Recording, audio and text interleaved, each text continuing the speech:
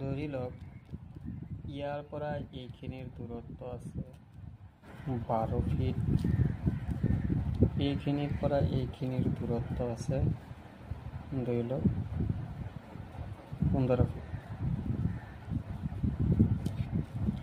এতিয়া আপোনালোকে ছাদৰ ফাৰ্ষ্টৰ ৰড পাৰিলে যোনটো ছাইডত আপোনালোকে ঠেক পাব সেইটো ছাইডত আপোনালোকে আগতে ৰড পাৰিব লাগিব, লম্বাটো পাৰিব নোৱাৰি। ধৰি লওক আপোনালোকে ফাৰ্ষ্টত এনেকৈ ৰড পাৰিব লাগিব, এনেকৈ ৰড পাৰিলে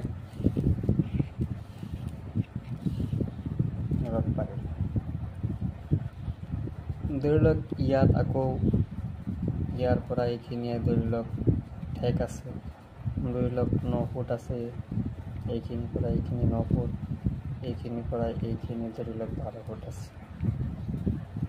12 ফুট। তেতিয়াহ'লে এইটো ঠেক আছে। এতিয়া আপোনালোকে বহুত ভাবিব যে এইটোত আকৌ কেনেকৈ ৰড পাৰিব। এইটোত আকৌ আপোনালোকে এইটো ৰডটো যিটো এনেকৈ যিটো পাৰিব, এইটোৰ তলত ধৰি লওক এটা বাঁহ এনেকৈ লম্বাকৈ সোমাই দি তলত সোমাই দি থৈ দিলে, এনেকৈ ধৰি লওক বাঁহটো থৈ দিলে, বাঁহটোৰ ওপৰেদি ৰডটো পাৰি গ'ল, এনেকৈ ৰডটো পাৰি দিলে বাঁহটোৰ ওপৰেদি।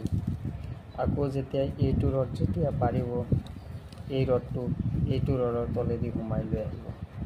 এনেকুৱা ধৰি লওক বাঁহডাল থৈ দিলে, বাঁহৰ ওপৰেদি ৰড পেলাই দিলে, ৰডটো দাং খাই থাকিলে, পিছত এইটো ৰড যেতিয়া পেলাব এইটোৰ তলেদি সোমাই লৈ যাব।